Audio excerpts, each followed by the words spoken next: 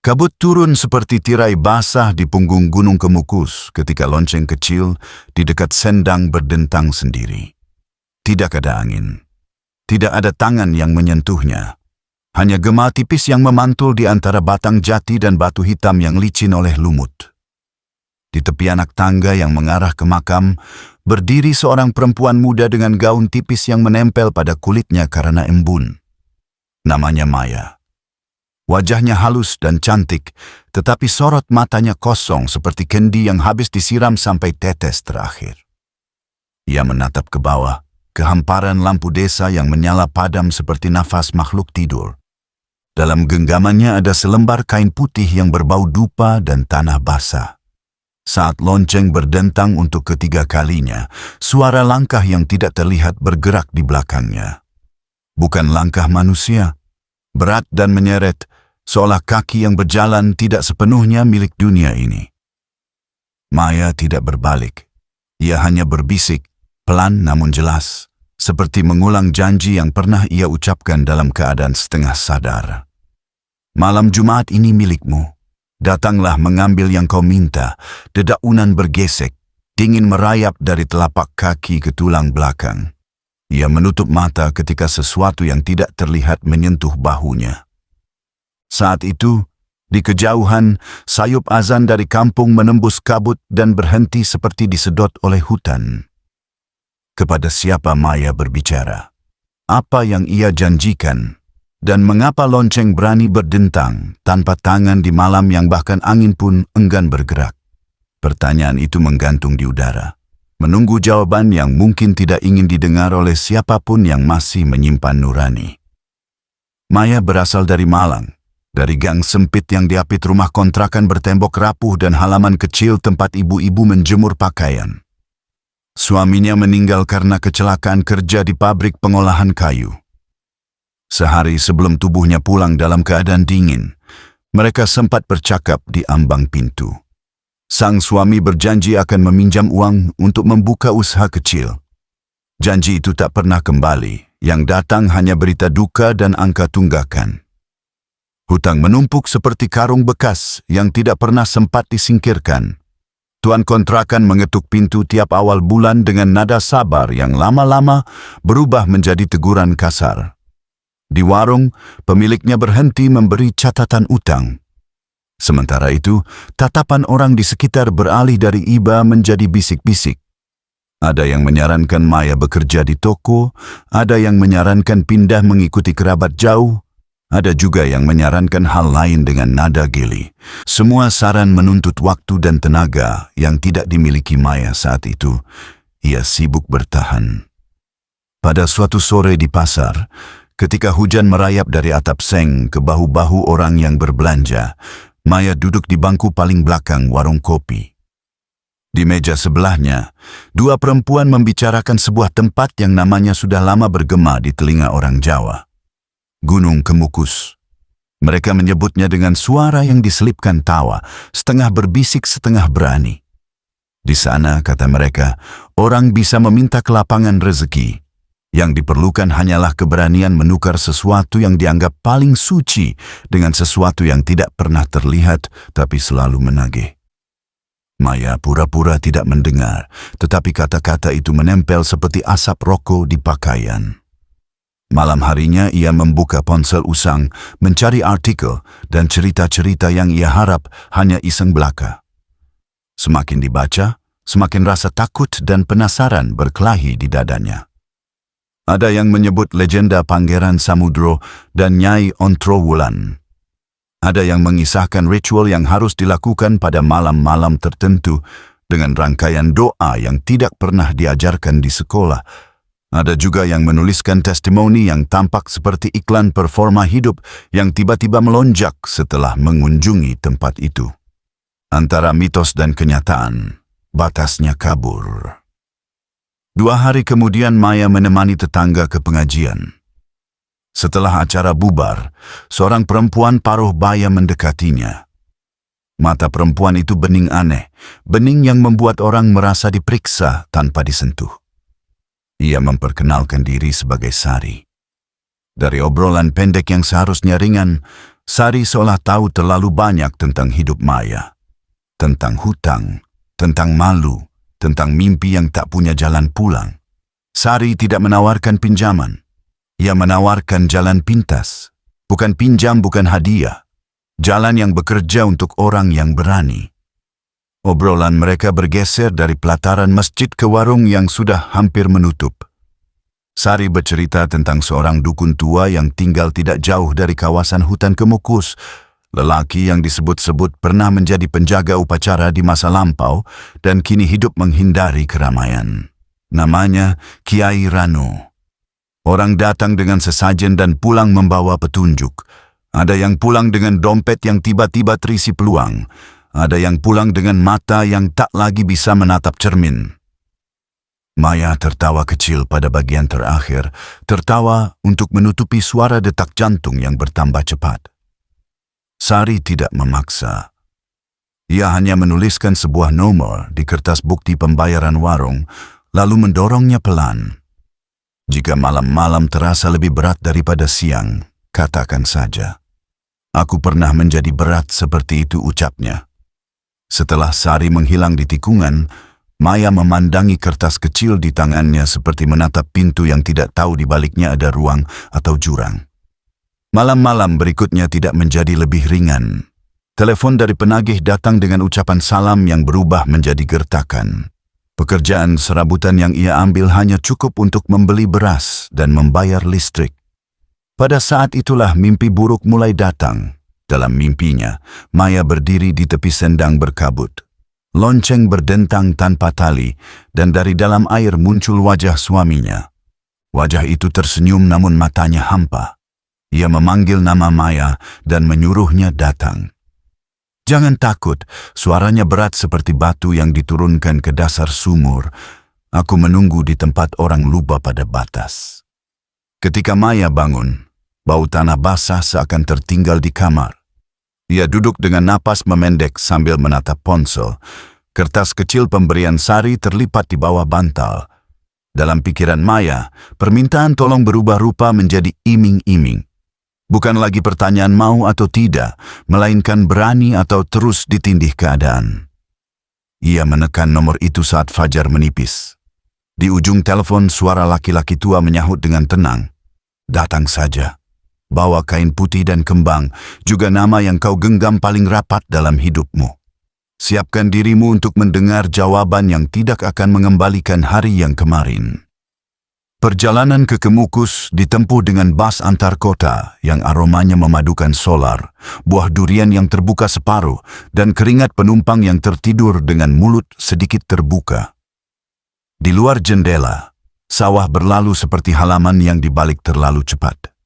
Maya memandangi hamparan hijau itu dan bertanya diam-diam apakah yang ia lakukan sesungguhnya adalah pulang atau tersesat. Di pertigaan kecil, sopir menurunkannya. Dari sana ia menumpang ojek yang tahu jalan setapak ke rumah Kiai Ranu. Ojek melaju perlahan melewati kebun jati dan semak yang menggesek celana pengendara.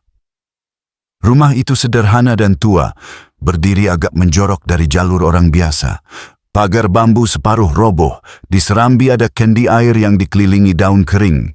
Pintu terbuka sebelum Maya sempat mengetuk. Kiai Ranu menatapnya seperti orang yang sudah lama menunggu, wajahnya keriput tetapi tidak rapuh. Sorot matanya seperti air sendang ketika kabut sedang menipis. Ia mempersilakan Maya masuk dan duduk di tikar pandan yang wangi oleh rempah. Mereka tidak berlama-lama membicarakan alasan kedatangan. Di rumah seperti itu, alasan tidak perlu kalimat panjang. Kiai Ranu hanya bertanya, apakah Maya tahu perbedaan antara permohonan dan perjanjian? Maya terdiam. Lelaki tua itu tersenyum tipis. Permohonan adalah mengetuk tanpa janji. Perjanjian adalah membuka pintu dan menandatangani waktu. Jika kau memilih jalan yang kedua, ingatlah bahwa waktu tidak pernah memberi diskon untuk penagihan. Maya mengangguk tanpa benar-benar mengerti, atau mungkin ia mengerti tapi memilih tidak mendengar. Ia hanya melihat satu hal. Ada jalan yang bisa membuat hari-hari tidak lagi dihitung dengan ketakutan. Ada janji tentang kelonggaran. Ada kemungkinan untuk membayar semua yang menjerat. Sore itu, di bawah cahaya yang cepat meredup, Kiai Ranu memberi daftar kecil. Kain putih, kembang setaman, dupa yang harus dinyalakan ketika bulan naik persis di atas pucuk pohon tertentu. Dan yang paling berat, sebuah nama yang akan dipersembahkan sebagai pengikat. Bukan nama musuh, bukan nama orang yang dibenci. Nama itu harus berasal dari hati, nama yang jika disebut membuat seseorang ingin bertahan hidup. Kiai Ranu memandang mata Maya. Kau tahu nama itu, bukan? Maya menunduk. Di dalam dirinya, nama suaminya muncul seperti sepotong kayu yang tak sempat dibakar habis. Hari mulai gelap ketika Maya pamit. Sebelum ia melangkah keluar, Kiai Ranu memanggilnya sekali lagi. Ia memberi sebuah lonceng kecil berwarna tembaga tua. Simpan ini. Jika kau mendengarnya berbunyi padahal kau tidak menyentuhnya, berarti dia sudah datang. Dan ketika dia datang, jangan menoleh jika kau tidak sanggup menatap wajah yang akan mengingatkanmu pada masa lalu. Maya menatap lonceng itu lama-lama. Di permukaannya ada guratan yang membentuk pola seperti peta kecil yang tidak ada penjelasan. Ia memasukkannya ke dalam tas bersama kain dan kembang. Dalam perjalanan turun, angin hutan membawa aroma tanah yang baru disiram hujan. Rasanya seperti pulang dan seperti diringkus dalam pelukan yang tidak menanyakan persetujuan. Malam Jumat pertama datang seperti tamu yang sudah tahu letak gelas di dapur. Maya menyiapkan semuanya di kamar kecil kontrakan. Kain putih dilipat rapi. Kembang setaman disiram air sedikit agar wangi tidak cepat lari. Lonceng tembaga ia letakkan di atas meja. Ia mematikan lampu dan hanya menyalakan lilin kecil, lalu duduk di lantai dengan punggung menempel pada dinding. Pada awalnya tidak ada yang terjadi, hanya sunyi yang mengembang seperti kapas. Suara cicak di langit-langit terdengar terlalu jelas. Lalu ketika jarum jam mendekati angka 12, hawa kamar berubah. Dingin itu datang dari lantai, merambat ke lutut dan pinggang. Lonceng itu berdentang sekali. Tidak keras, tetapi cukup untuk membuat napas Maya tersendat. Ia memejamkan mata seperti arahan yang ia pelajari di rumah Kiai Ranu. Di belakang kelopak matanya, Maya melihat sesuatu seperti kilasan air. Ia mendengar langkah. Dan kemudian, sebuah suara memanggil namanya dengan sebutan yang sangat pribadi. Bukan Maya, melainkan panggilan kecil yang dulu hanya suaminya yang memakai. Suara itu membuat bibirnya gemetar. Jangan menoleh. Ia mengulang pesan itu di dalam kepala. Jangan menoleh jika tidak sanggup. Suara itu mendekat. Udara berubah menjadi padat. Bau tanah basah bercampur harum kembang memenuhi kamar sempit. Lonceng berdentang lagi. Maya menangis tanpa suara. Dalam tangis itu tertanam sesuatu seperti harapan yang ia takuti sendiri. Harapan agar semua ini memang bekerja, agar besok ia tidak lagi dihina oleh angka di catatan hutang. Ketika lilin merendah, suara itu berbisik halus. Aku bisa membuatmu tidak lagi berlari dari pagi ke pagi. Aku bisa menyiapkan tangan-tangan yang memberi tanpa menagih alasan. Kau hanya perlu mengingat hari ini dan mengulanginya pada malam-malam yang sudah dipilih. Setiap Jumat tertentu saat kabut turun menipu mata orang. Maya mengangguk, tetap dengan mata terpejam. Ia merasakan sentuhan dingin di keningnya. Sentuhan itu bukan ciuman manusia, tetapi mengandung ingatan yang menyakitkan. Ingatan pada janji suaminya yang tidak sempat hidup. Keesokan paginya Maya terbangun dengan kepala ringan. Di meja ada amplop coklat tipis. Tidak ada yang mengira amplop seperti itu bisa muncul di kamar yang pintunya dikunci dari dalam. Di dalam amplop ada uang. Jumlahnya tidak membuat kaya, tetapi cukup untuk melepaskan satu belitan yang sudah lama mencekik. Ia membayar sewa kontrakan. Ia menebus utang beras. Di warung, pemiliknya menatapnya heran, namun diam. Malam-malam berikutnya keanehan kecil mulai muncul.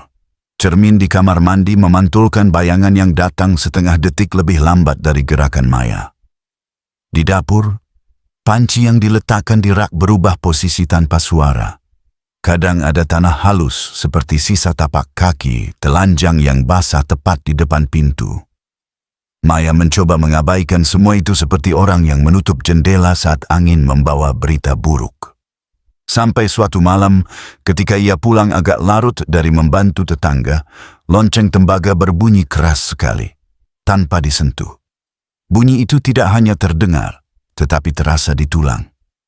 Lilin padam sendiri. Kamar menjadi gelap, namun bukan gelap biasa. Ini adalah gelap yang terasa memiliki tatapan. Maya memeluk dirinya. Dalam gelap itu, ada suara lain selain suara yang familiar. Suara berat yang serak, seperti suara seseorang yang kerongkongannya pernah terbakar.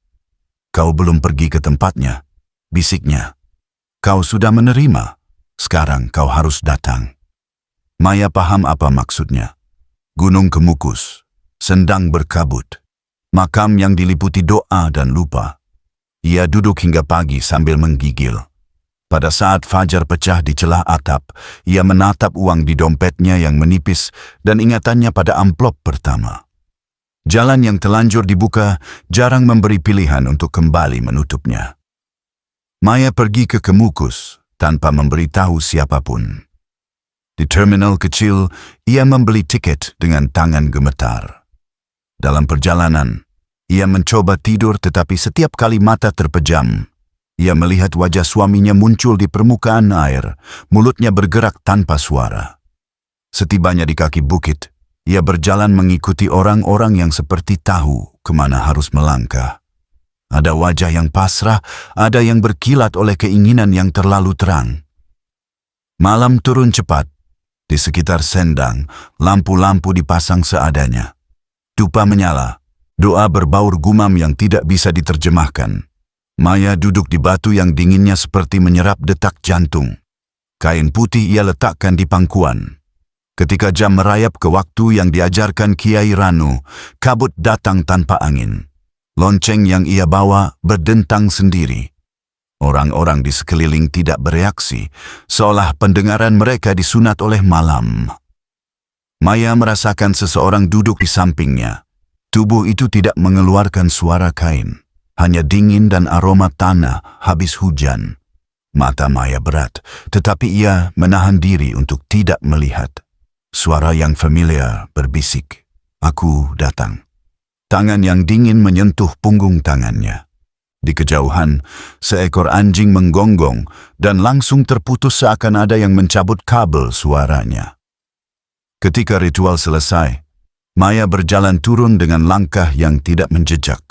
Ia merasa ringan, namun juga kosong, seperti habis menangis sangat lama.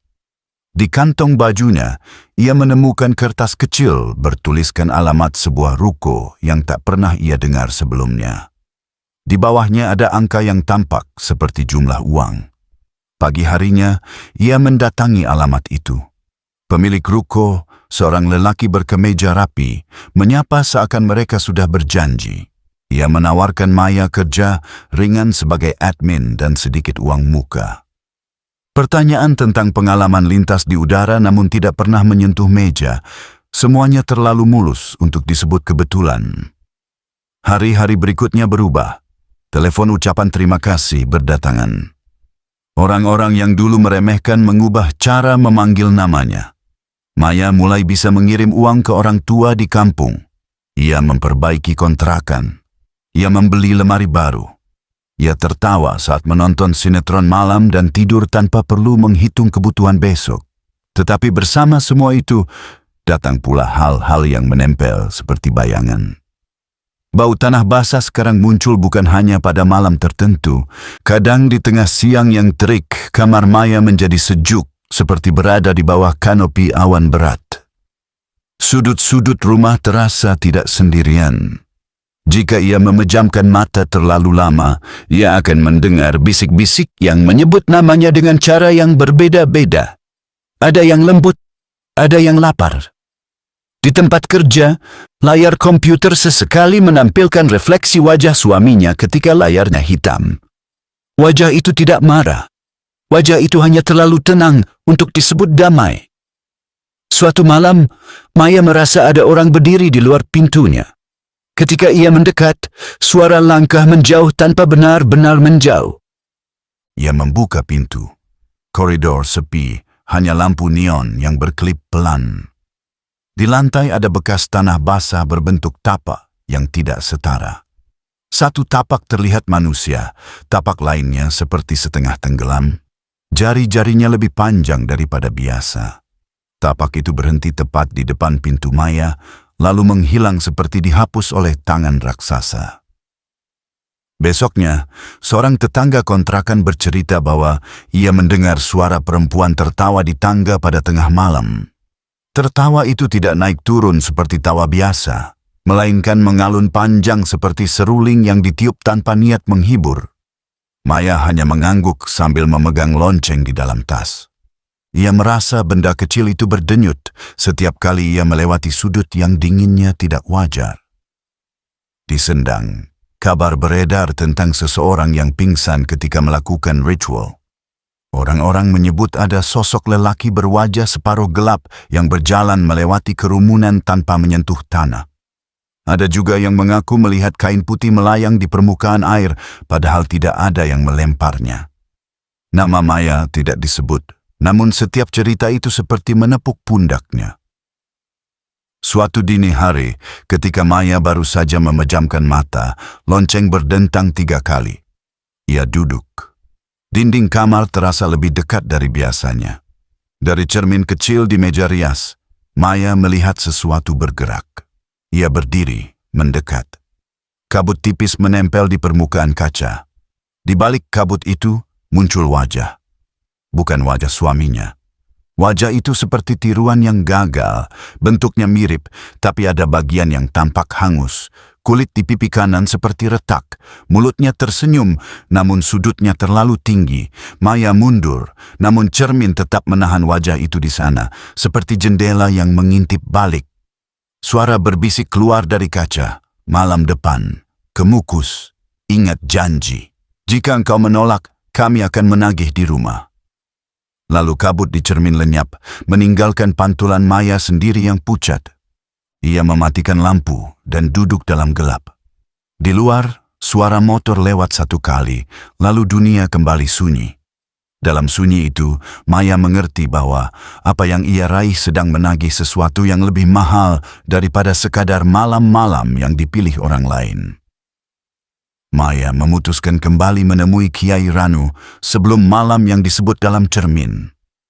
Jalan menuju rumah lelaki tua itu terasa berbeda, seolah setiap tikungan mengulang tikungan sebelumnya. Saat tiba, burung-burung di pepohonan diam seperti sedang mendengarkan. Kiai Ranu sudah menunggu di serambi. Di sampingnya ada kendi yang separuh terisi air. Lelaki tua itu menatap Maya lama sekali sebelum berbicara. Kau sudah membuka pintu terlalu lebar, katanya. Maya menjelaskan tentang cermin, tentang bayangan, tentang tapak tanah yang tidak setara. Kiai Ranu mengangguk pelan. Ia kemudian bercerita lebih jauh tentang Kemukus, tentang tamu-tamu yang tidak dieja dalam doa umum, tentang perjanjian yang tidak ditulis tetapi tetap menjerat. Menurut Kiai Ranu, ada 2 jenis jawaban di Kemukus. Jawaban yang datang sebagai kebetulan yang terlalu rapi, dan jawaban yang datang sebagai penampakan yang meminta untuk diakui. Maya tampaknya menerima keduanya. Uang dan pekerjaan, lalu sosok yang menagih lewat cermin dan lonceng. Lelaki tua itu mengambil lonceng tembaga dari tas Maya. Ia mengangkatnya, menatap guratan di permukaannya. Guratan itu, kata Ranu, bukan sekadar hiasan. Itu adalah penanda waktu. Setiap guratan adalah malam-malam yang telah disepakati, rute yang harus diikuti. Jika engkau meleset, maka rute yang menjemputmu akan mengambil jalan yang lebih dekat. Jalan yang menuju rumahmu. Maya bertanya dengan suara yang ditahan di tenggorokan. Bisakah ia berhenti? Kiai Ranu terdiam cukup lama. Tidak semua pintu yang sudah dibuka bisa ditutup dari dalam, ujarnya. Kadang kau harus keluar dari rumah itu dan mencari pintu lain untuk menutupnya dari luar. Maya tidak memahami perumpamaan itu, tetapi ia tahu artinya bukan kabar baik. Mereka kemudian melakukan sesuatu yang disebut Kiai Ranu sebagai penyeimbang. Bukan pembatalan. Lelaki tua itu menyiapkan air dari kendi dan menambahkan rempah serta sejumput tanah yang dibawanya dari dekat sendang. Air itu diletakkan dalam mangkuk kecil. Kiai Ranu memintanya menyebut nama suaminya. Maya menyebutnya pelan, dan pada saat itu angin yang semula tidak ada tiba-tiba menyibak tirai serambi. Api di pelita bergetar. Kiai Ranu memejamkan mata dan mulai melantunkan doa.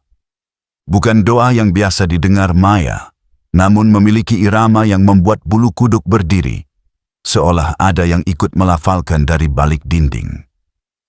Usai doa, Kiai Ranu membuka mata. Ia memperingatkan Maya untuk tidak menatap cermin di rumah sampai malam lewat. Ia juga memberinya seikat daun yang harus dibakar sebelum memulai perjalanan ke Kemukus, sebagai tanda bahwa ia menyertakan kehendak sendiri dalam setiap langkahnya. Maya menerima semua arahan itu, namun rasa takut tetap berdiam di belakang tulang rusuk. Pulang dari rumah Kiai Ranu, Maya menyempatkan mampir ke ruko tempatnya bekerja. Ia ingin memastikan dunia yang ia pegang masih mematuhi logika harian. Di meja, ada koper kecil yang sebelumnya tidak ada. Bosnya berkata itu bonus untuk kerja baik beberapa minggu terakhir. Maya membuka koper di kamar mandi agar tidak terlihat orang, dan di dalamnya ada perhiasan serta sejumlah uang. Jumlahnya membuat jari-jari Maya dingin. Bahagia menyentuhnya sebentar, lalu luntur oleh ingatan pada cermin. Ia menutup koper dan mengembalikannya dengan alasan tidak enak hati. Bosnya menatap tajam, lalu tersenyum. Senyum itu tidak sampai ke mata. Sore itu, Maya pulang cepat. Ia menutup semua cermin dengan kain. Ia membakar daun pemberian Kiai Ranu. Asapnya berbau getir, seperti kenangan yang dipanaskan kembali. Malam datang. Lonceng tembaga di tasnya berdentang sekali, kemudian 2 kali, lalu 3 kali. Maya berdiri, mengambil kain putih dan bunga. Ia menenangkan diri, lalu melangkah keluar. Di tangga kontrakan, ia bertemu Sari. Perempuan itu muncul seperti bayangan yang kebetulan memiliki suara. Sari menatap mata Maya, dan untuk pertama kalinya Maya melihat sesuatu yang berbeda di sana. Ada kilap yang terlalu gelap untuk disebut empati.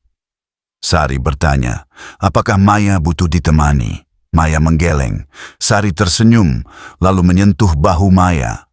Sentuhan itu menembus kain, dingin seperti air sendang. Aku senang kau menemukan jalanmu, katanya. Jangan lupa bahwa jalan adalah juga penagih.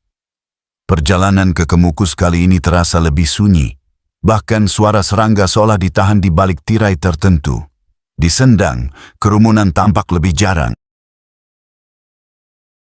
Namun kabut lebih tebal. Maya melakukan yang diajarkan.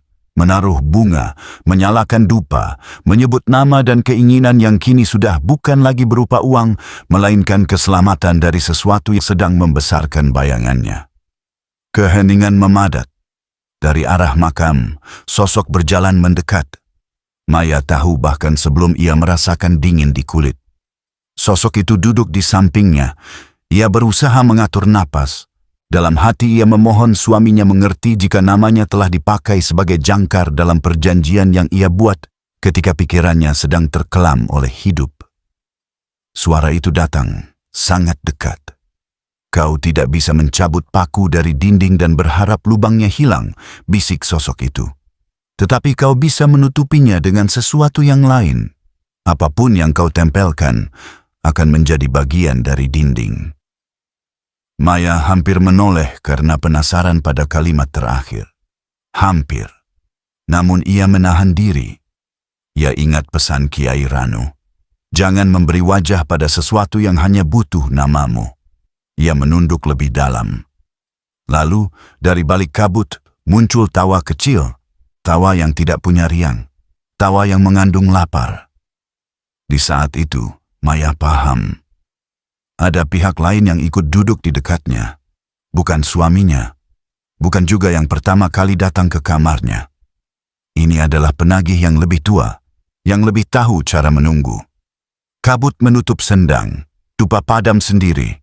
Lonceng berdentang, kali ini tidak lagi terasa seperti bunyi tembaga. Lebih seperti bunyi tulang yang saling bersentuhan. Maya menggenggam kain putih, berusaha keras tidak menatap ke samping. Dalam hati, ia berjanji pada dirinya sendiri. Jika berhasil melewati malam ini, ia akan mencari cara menutup pintu dari luar, seperti yang dikatakan Kiai Ranu. Ia belum tahu caranya, tetapi ia tahu satu hal. Jalan pulang mungkin bukan berarti kembali ke rumah yang sama. Jalan pulang mungkin berarti belajar hidup dengan cahaya yang tidak memanggil bayangan. Kabut perlahan menipis. Maya berdiri dengan lutut yang goyah. Di permukaan air, ia melihat sesuatu seperti sisa jejak, bukan tapak kaki, melainkan bentuk lingkaran kecil-kecil yang berbaris. Jejak lonceng. Ia menelan ludah. Malam masih belum selesai, tetapi ia merasa seperti baru saja keluar dari ruang yang dindingnya berdetak. Saat ia melangkah pergi, seseorang berbisik dari arah makam. Sampai Jumat depan. Jangan terlambat. Jika kau terlambat, kami yang akan datang lebih awal. Suara itu tidak marah, namun pasti. Maya tidak menoleh. Ia menuruni tangga dengan hati yang berdebar, membiarkan kabut menelan punggungnya untuk sementara, sambil menyadari bahwa rahasia terbesar bukanlah apa yang ia lakukan malam ini, melainkan apa yang telah ia lepaskan ketika memilih untuk percaya bahwa jalan pintas adalah cara paling pendek untuk meninggalkan rasa sakit. Malam Jumat berikutnya turun dengan langkah senyap seperti kucing lapar yang hafal halaman. Sejak sore, langit di atas Malang berubah menjadi abu tua. Hujan tidak benar-benar turun, tetapi udara basah merayap di sela jendela. Maya menutup semua cermin dengan kain, mematikan televisi, dan duduk menghadap lonceng. Ia menunggu sambil menghitung napas. Di dalam hitungan itu terselip doa yang tidak ia hafal benar. Doa yang ia bangun dari kata-kata yang lahir ketika seseorang sangat ingin selamat. Ketika jarum jam mendekati tengah malam, lonceng berdentang dari dalam tas. Sekali, 2 kali, 3 kali. Bunyi itu mengoyak sunyi seperti ujung paku di permukaan kaca. Lampu redup di langit-langit bergetar lalu padam. Gelap datang dan menempel seperti kulit kedua. Maya mengangkat wajah. Dari pojok kamar, suara lantai berderit seakan ada yang berdiri di sana dan memindahkan beratnya. Bau tanah basah memenuhi ruangan. Ada juga sejumput bau besi seperti darah yang mengering terlalu lama, lalu basah lagi. Suara memanggil namanya. Kali ini bukan panggilan lembut. Panggilan itu terdengar seperti seseorang yang menahan marah karena telah lama menunggu. Maya tidak menjawab. Lonceng berdentang lagi dan dingin merayap ke telapak kakinya. Udara menebal. Rambut di tengkuknya berdiri sendiri. Dalam gelap, ia melihat bayangan lebih gelap bergerak mendekat. Bukan bayangan yang mengikuti cahaya. Ini adalah bayangan yang punya kemauan. Tirai jendela bergerak tanpa angin. Dari celah kecil kabut halus menyusup seperti napas makhluk yang berbaring tepat di luar kamar. Maya menelan ludah. Ia memegang kain putih dan merapatkan jemarinya sampai sendi-sendinya sakit. Suara itu semakin dekat. Ia bisa merasakan seseorang duduk di tepi ranjang. Ranjang tidak bergoyang, tetapi beban tak terlihat membuat spray menjadi dingin. Lalu ada sentuhan di punggung tangan Maya.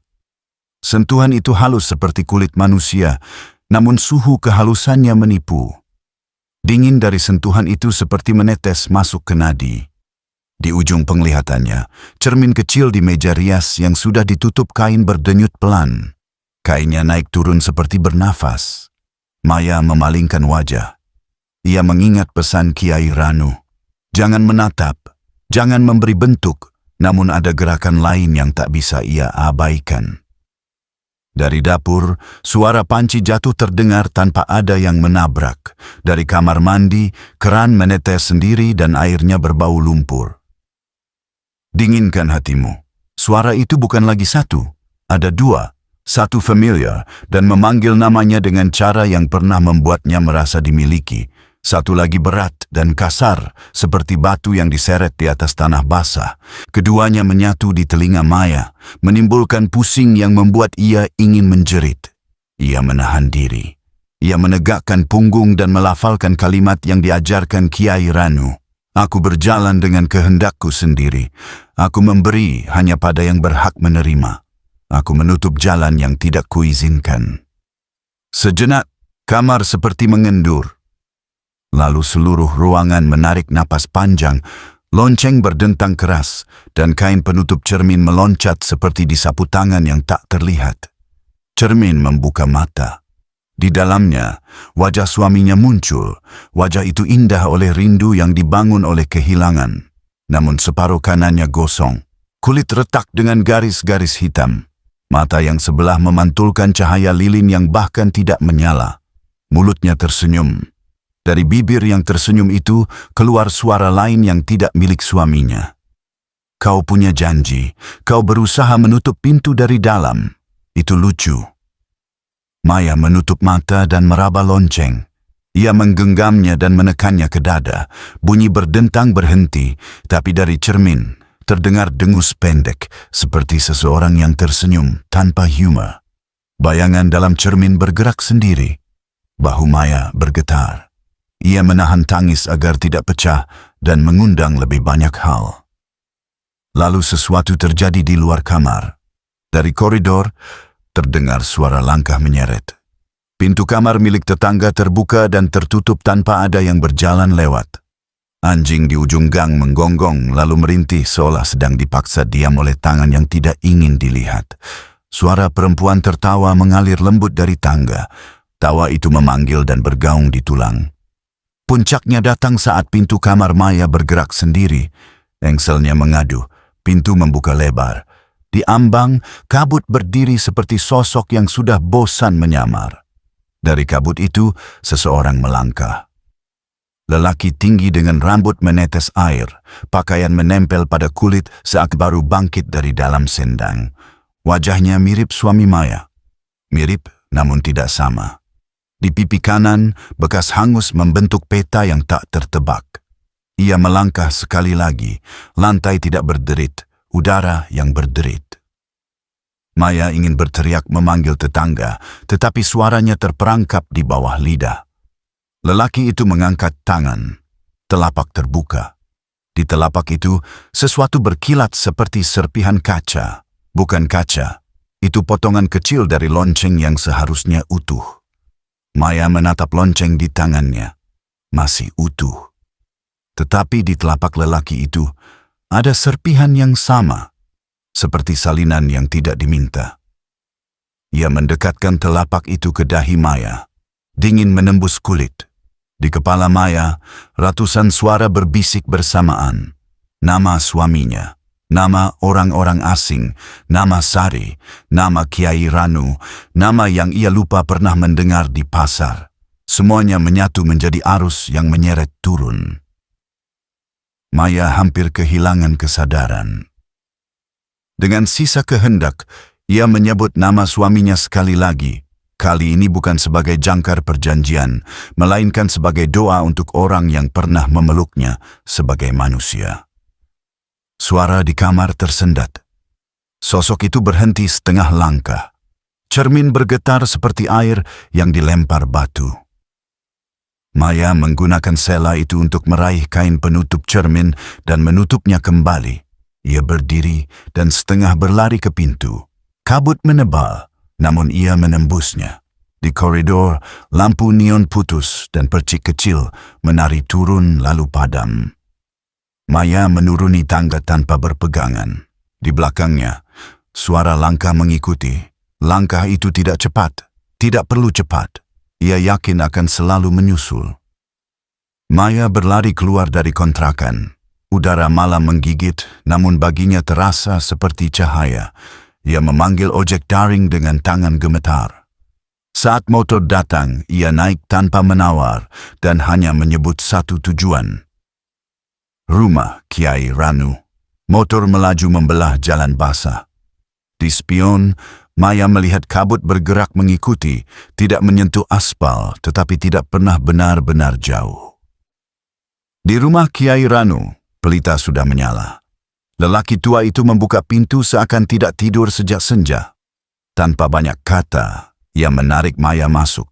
Bau rempah dan tanah membungkus dada yang sesak. Kiai Ranu menutup pintu dan menggambar sesuatu di lantai dengan arang. Lingkaran yang tidak sempurna. Ia mempersilakan Maya duduk di pusatnya. Di luar, kabut memukul dinding rumah seperti ombak yang memukul karang.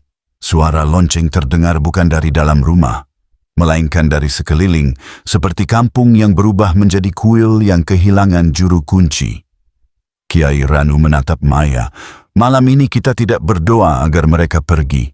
Malam ini kita mengakui mereka sudah datang, lalu memaksa mereka berdiri di tempat yang kita tentukan. Ia menaburkan garam di sekeliling lingkaran. Ia menambahkan serbuk dari kulit kayu yang tidak Maya kenal. Lalu ia mulai melantunkan lantunan yang rendah. Ritmenya seperti langkah orang yang berjalan di jalan batu. Setiap kalimat disusul hembus napas panjang. Dinding rumah berhenti bergetar. Pintu berhenti mengetuk. Kabut di jendela membentuk pola seperti jaring. Maya memejamkan mata. Di ruang gelap di belakang kelopak matanya, suaminya berdiri di tepi sendang. Wajahnya tidak lagi gosong. Ia menatap Maya lama. Bibirnya bergerak, mengucap maaf yang tak lagi bisa mengubah apapun. Lalu di belakangnya, sosok lain muncul, tinggi, berkulit pucat basah, tidak marah, tidak tersenyum, hanya menuntut. Maya membuka mata dengan tajam.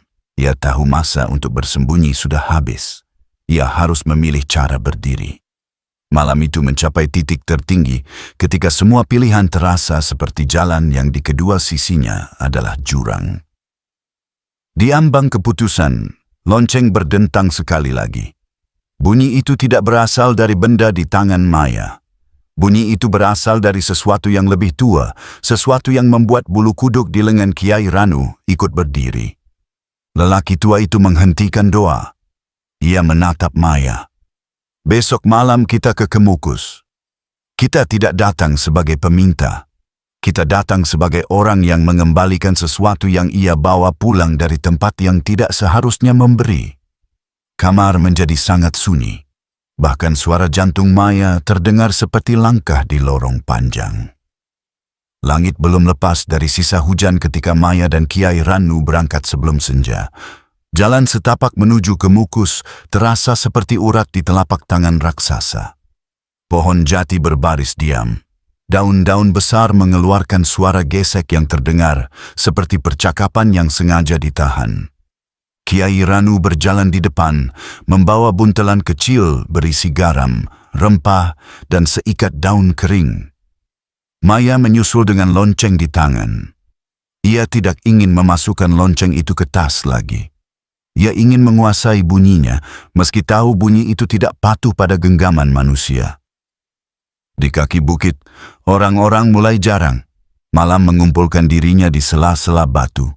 Ketika mereka mencapai sendang, airnya tampak seperti kaca hitam yang mencerminkan langit tanpa bintang. Dupa menyala jauh di sisi lain, namun asapnya seolah ditelan sebelum sempat melambung. Kiai Ranu menyuruh Maya berdiri di tepi batu yang datar. Ia menaburkan garam, membentuk garis patah-patah di sekeliling mereka. Ia meletakkan rempah di 4 sudut imajiner yang hanya ada di benak orang yang paham membaca arah di tempat yang tidak tertulis. Maya memegang kain putih. Tangannya bergetar tetapi matanya tenang. Ia memandang permukaan air tanpa mencari bayangan. Kiai Ranu mulai berbicara. Ia tidak memanggil makhluk. Ia tidak menantang. Ia mengucap kalimat yang terdengar seperti pernyataan hak. Kami datang untuk mengembalikan yang tidak pantas kami bawa. Kami datang untuk mengakui janji yang terucap dari ketakutan. Kami datang untuk memisahkan nama dari paku. Agar dinding bukan lagi milik yang menagih, melainkan milik hari yang ingin tumbuh. Air sendang bergelombang kecil meski angin tidak lewat. Dari kabut yang berkumpul di atas permukaan, bayangan berdiri. Pertama 1, lalu 2, lalu 3. Mereka tidak melangkah, tetapi jarak berkurang. Wajah yang paling depan adalah wajah yang Maya tahu terlalu baik. Wajah suaminya. Namun di matanya ada kedalaman yang tidak ia kenal. Di belakangnya, sosok tinggi dengan kulit basah berdiri diam. Separuh wajahnya hitam seperti kayu terbakar. Sosok ketiga adalah sesuatu yang tidak menyerupai manusia sepenuhnya. Ia seperti kabut yang memilih bentuk saat dibutuhkan. Maya menelan rasa takutnya. Ia mengangkat kain putih. Dengan suara yang ia susun dari sisa keberanian, ia memanggil nama suaminya bukan sebagai panggilan, melainkan sebagai salam. Terima kasih sudah menjaga bagian dari diriku selama ini. Kini kembalilah ke tempat yang damai. Jangan diikat oleh kata-kata yang lahir dari lapar. Biarkan aku menanggung keputusan yang kubuat dengan sadar hari ini. Wajah suaminya bergetar seperti bayang di permukaan air yang disentuh batu kecil. Mulutnya bergerak. Maafkan aku karena tidak sempat memenuhi janji di pintu itu. Maafkan aku karena namaku dipakai untuk membuka jalanmu ke malam-malam yang dingin. Sosok tinggi itu menggeser langkah tanpa menginjak air. Ia menoleh pada Maya. Mata yang utuh memantulkan sedikit cahaya yang tidak ada sumbernya.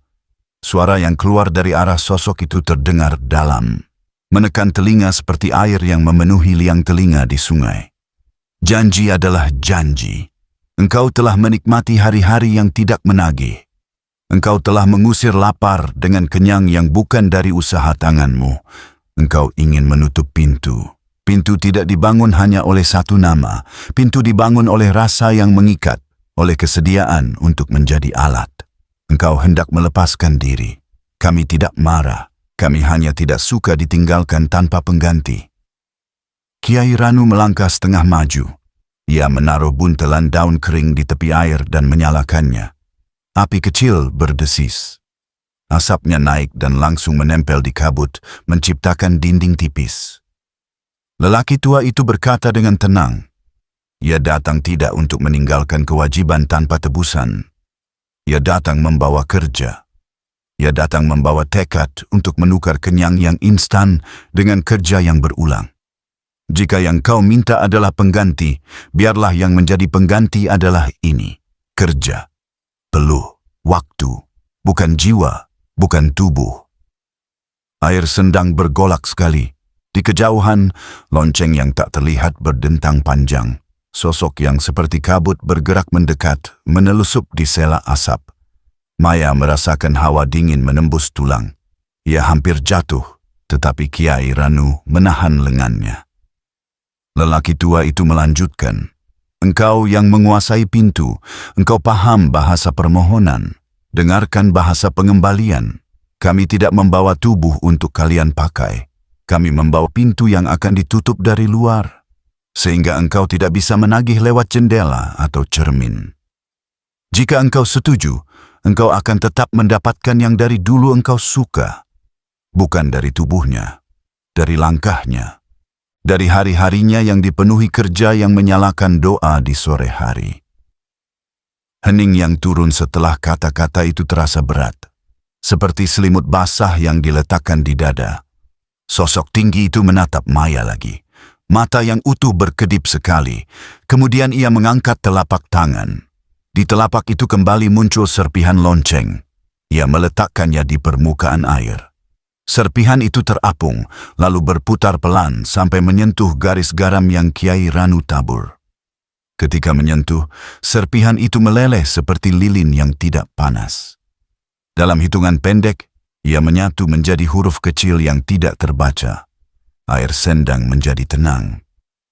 Sosok suami Maya mulai memudar. Senyumnya tidak lagi menakutkan. Ia mengangguk pada Maya. Maya mengangguk kembali sambil menangis tanpa suara. Kesedihan yang muncul bukanlah kesedihan yang ingin menarik kembali waktu, melainkan kesedihan yang tahu bahwa sebuah pintu benar-benar ditutup dan tidak akan dibuka lagi. Sosok kabut itu maju selangkah, lalu menguap ke udara seperti asap yang kehilangan bahan bakar. Sosok tinggi menundukkan kepala sedikit, sebuah gerak yang bisa diartikan sebagai persetujuan atau sekadar pengakuan bahwa ada batas. Lalu semuanya surut. Air kembali menjadi hitam yang polos. Lonceng di tangan Maya terasa hangat. Guratan di permukaannya yang tadi seperti peta kini memudar pada beberapa bagian. Bukan hilang, tetapi tidak lagi menyala. Kiai Ranu menyeka peluh dari keningnya. Ia memandang ke langit yang masih tanpa bintang. Ia berkata pelan, "Kita belum selesai. Pintu sendang di luar telah menyetujui bahasa kita. Pintu di dalam masih menyimpan sisa. Kita harus pulang sebelum kabut memikirkan cara baru untuk menagih." Maya menatap air sekali lagi, lalu membalik badan. Di punggungnya ia rasakan tatapan terakhir yang tidak mengandung benci. Hanya mengandung sifat sesuatu yang sudah ada jauh sebelum manusia memberi nama pada takut. Mereka berjalan menuruni tangga batu. Di bawah, lampu-lampu kecil di warung mendadak terasa seperti doa yang diucapkan tanpa suara. Malam itu tidak lebih terang, tetapi jalan pulang tidak lagi terasa ditutup angin. Hari-hari sesudah malam di Kemukus tidak langsung menjadi ringan. Kamar Maya masih menyimpan dingin pada jam-jam tertentu, terutama menjelang subuh ketika ayam tetangga belum benar-benar ingat cara berkokok. Namun cermin tidak lagi membuka mata sendirinya. Lonceng tetap di meja, sunyi seperti batu kecil yang mengerti rahasia air. Di tempat kerja, wajah orang-orang kembali seperti sebelumnya. Ramah secukupnya, ingin tahu secukupnya. Bosnya bertanya sekali tentang koper yang dulu ia kembalikan. Setelah itu, pertanyaan beralih pada laporan dan jadwal, hal-hal yang bisa diukur oleh jam dan kalender. Maya mulai menata ulang cara hidupnya. Ia menulis rencana sederhana untuk 3 bulan, utang yang tersisa, tabungan kecil untuk orang tuanya, biaya kontrakan. Ia juga menulis satu hal yang tidak pernah ada di daftar sebelum ini. Sedekah rutin kecil di hari tertentu. Bukan karena ingin menawar takdir, melainkan karena ingin mengingat bahwa sebagian dari yang kita pegang sebaiknya tidak terlalu erat. Sari muncul di tangga kontrakan 2 hari kemudian. Senyumnya masih sama, tetapi mata itu kini menampakkan kelelahan halus. Ia bertanya kabar. Ia bertanya apakah Maya masih membutuhkan bantuan untuk malam-malam tertentu. Maya menggeleng sambil menjaga sopan. Ia mengatakan bahwa jalannya sudah berbeda. Sari mengamati sejenak, seolah mengukur jarak yang tidak terlihat. Ia menepuk pundak Maya. "Baiklah. Jangan lupa bahwa dunia ini memutar orang-orang di piring yang sama. Kita mungkin masih bertemu dalam bentuk lain." Maya mengangguk tanpa menjanjikan apa-apa. Setelah Sari pergi, koridor kembali biasa. Bau tanah basah hilang lebih cepat daripada kemarin. Pada malam ketiga, Maya bermimpi. Di dalam mimpi, ia berada di tepi sendang, tapi tidak ada kabut. Air bening seperti kaca yang dijemur matahari. Di seberang, suaminya berdiri memakai baju terbaiknya. Ia melambaikan tangan, gerakan kecil yang selalu ia lakukan setiap berangkat kerja dulu. Tidak ada suara, hanya angin yang membawa wangi bunga yang bukan dari kembang setaman. Maya membalas lambaian itu. Ketika ia bangun, lembut yang dari mimpi tinggal sebentar lalu mencair. Ia tahu mimpi itu tidak memanggil, mimpi itu melepaskan. Kabar tentang ritual aneh di Sendang tetap beredar di warung-warung. Orang bercerita tentang perempuan yang pingsan, tentang lelaki yang terlihat berjalan di atas air, tentang tawa perempuan di tangga yang hanya didengar oleh orang-orang tertentu. Nama Maya tidak pernah muncul, tetapi setiap kisah seperti menyisakan ruang kosong yang bisa diisi siapa saja. Dunia memang suka mengulang cerita dengan wajah baru. Pada sebuah sore, Maya kembali ke rumah Kiai Ranu membawa bingkisan kecil sebagai tanda terima kasih. Rumah itu masih sama sederhana. Angin di serambi masih berbau daun kering. Kiai Ranu menyambut dan mengajaknya duduk. Mereka minum teh yang rasanya seperti hutan kecil di lidah. Lelaki tua itu menanyakan kabar tanpa ingin membuka luka. Maya menjawab secukupnya. Saat hendak pulang, Kiai Ranu memberikan sesuatu. Sebuah benang merah yang digulung rapi. Ini bukan jimat, katanya. Ini hanya pengingat. Jika suatu hari lonceng berbunyi lagi tanpa alasan, ikatkan benang ini di gagangnya, bukan untuk mengusir, untuk mengingatkan dirimu bahwa engkau tidak lagi membuka pintu dengan cara yang lama. Maya menyimpan benang itu di laci. Ia kembali bekerja, menyusun berkas, membalas surel, menghitung angka. Ada kepuasan kecil yang lahir saat hasil bulanannya datang dari hal-hal yang bisa diceritakan tanpa berbisik. Malam yang dulu terasa memegang kendali atas lehernya, kini menjadi tempat ia belajar memejamkan mata tanpa takut pada suara yang memanggil dari belakang pintu. Namun kehidupan jarang memberi penutup yang bersih. Pada suatu pagi, berita lokal menyebut seorang pedagang di pasar tiba-tiba kaya dalam semalam. Orang-orang membahasinya dengan semangat, menyebut campuran antara doa dan sesuatu yang tak mereka sebut terang-terang. Maya mendengarkan tanpa ikut mengomentari. Ketika ia berjalan pulang sore itu, di persimpangan jalan, ia melihat Sari berbicara dengan perempuan muda yang wajahnya lelah. Sari menepuk bahu perempuan itu sambil menyodorkan kertas kecil.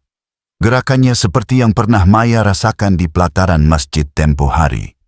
Dunia berputar, benar kata Sari. Piring yang sama, orang yang bergantian. Malam itu, lonceng di meja berdentang sekali, bunyi pendek seperti cegukan anak kecil. Maya mematung, ia menunggu, tidak ada bunyi kedua, tidak ada angin, tidak ada bau tanah basah.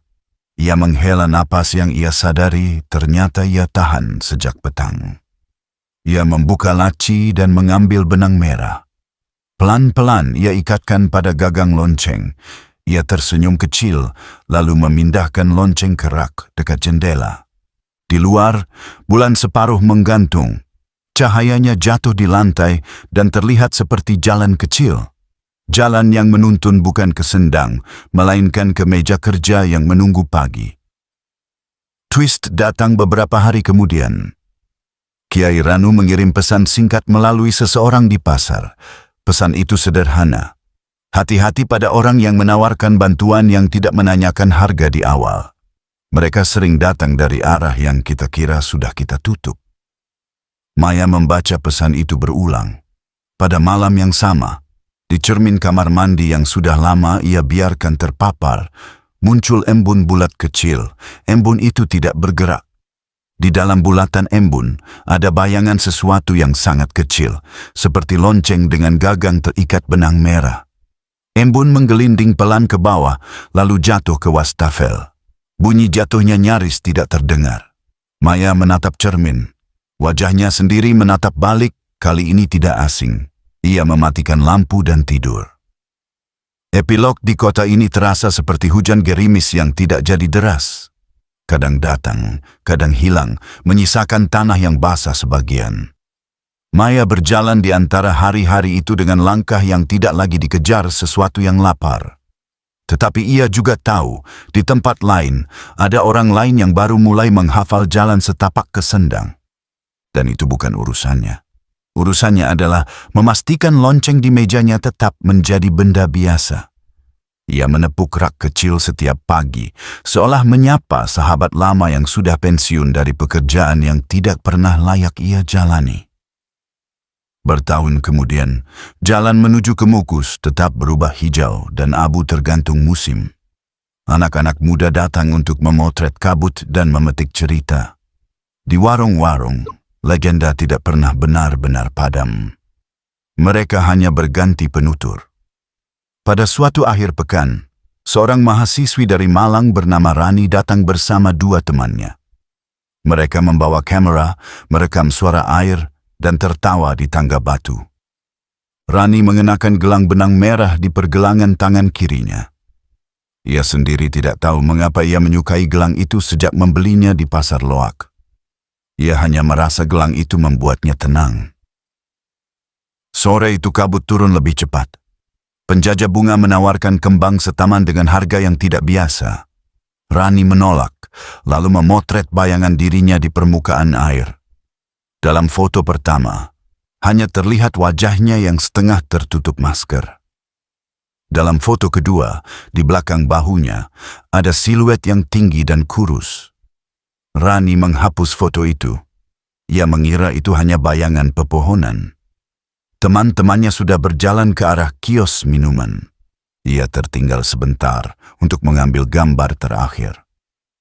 Saat Rani menunduk, gelang benang merahnya terlepas sendiri dan jatuh ke lantai batu. Ia memungutnya. Saat ia hendak memasangnya kembali, dari balik kabut terdengar bunyi tipis seperti denting benda kecil yang menyentuh batu. Rani menoleh. Di tepi sendang, di antara dua batu, ada sesuatu yang berkilat. Ia mendekat. Benda itu kecil dan berbentuk lonceng. Benang merah tipis melingkari gagangnya. Rani mengangkatnya. Lonceng itu terasa hangat seolah berada di saku seseorang sepanjang hari. Temannya memanggil dari jauh, meminta Rani cepat karena langit seperti akan turun hujan. Rani menyimpan lonceng kecil itu di saku jaket. Ia tidak menceritakan temuannya. Malamnya di penginapan, mereka menonton video yang direkam. Pada menit tertentu, suara latar mereka menghilang, digantikan oleh dengung rendah yang tidak berasal dari kamera. Rani memutar balik, menatap layar lebih dekat. Pada frame yang beku, ia melihat wajahnya sendiri memegang kamera. Di sudut kiri, ada wajah lain yang mendekat. Setengahnya gelap. Mulutnya seolah sedang mengucapkan sesuatu. Rani mematikan video dan tertawa untuk menyamankan teman-temannya. Ia mengatakan mungkin itu efek kabut. Malam semakin larut. Teman-teman Rani tertidur cepat. Rani belum mengantuk. Ia mengambil gelang benang merahnya dan mengikatkannya kembali. Saat ia merapikan jaket, lonceng kecil jatuh ke lantai.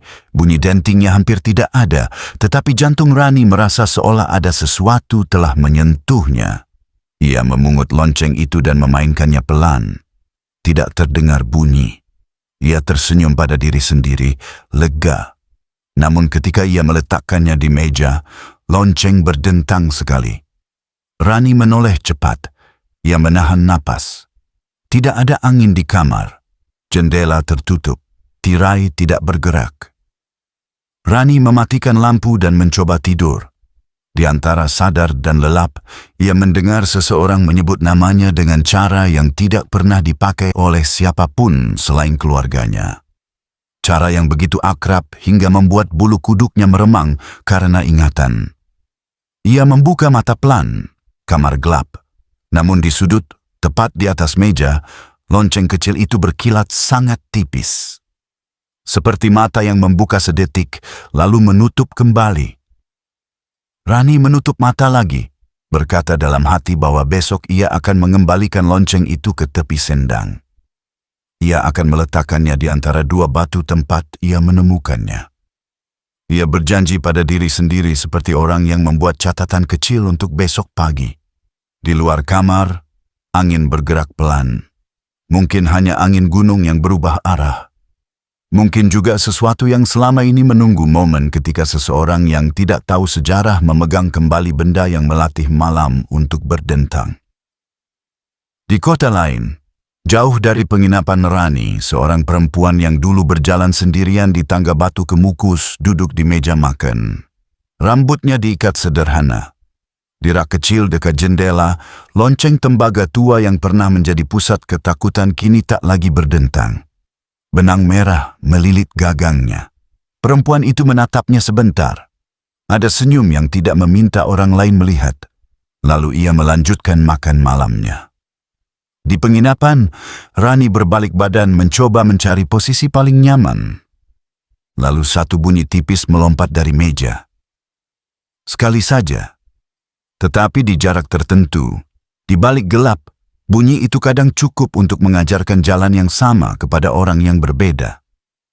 Keesokan hari mungkin membawa keputusan, mengembalikan atau menyimpan. Jalan selalu terlihat biasa pada pagi hari.